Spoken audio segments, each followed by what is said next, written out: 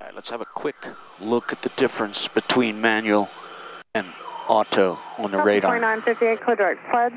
We're in the manual mode, and we're painting mostly ground. And I'm tilting that radar on a 40-mile range, such that I'm painting the ground 40 miles out. Now, in the old days, we'd have to go to the horizontal, from horizontal to vertical mode. 1,500 feet permitted, greater Delta, 2958, welcome. To verify that there's no water in front of us. Nowadays, this is a new M600 SLS, the radar has an auto mode.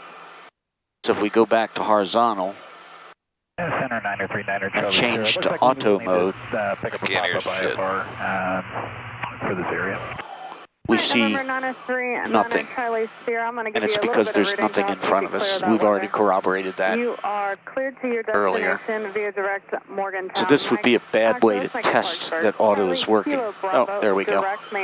So there is weather coming up about 10 miles in front of us, below us. But today we have the Mark II eyeballs out the window, and we know that we're not going to be in it, we're going to be over it. But if you just had to see that, let's go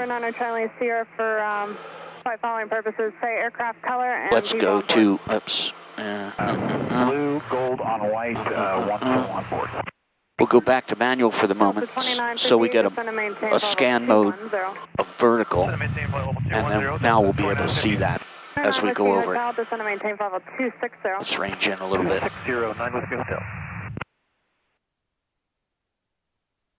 Yeah, not really, too late, but it was there.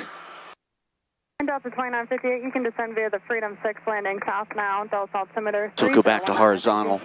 And let's leave it in the manual mode till we pick up some weather. That's the way I prefer to operate it, rather than putting it in auto and removing the ground clutter. But, you know, I'm an FOG, so I get to do that. It's more reliable for me. It's quicker. But if you're an FNG, why then consider using auto. It's once your avionics guy tells you it's working. Dick Rochfort, fly safely. 1308 Washington Center, maintain 290 knots, the better climbing train off it. 240.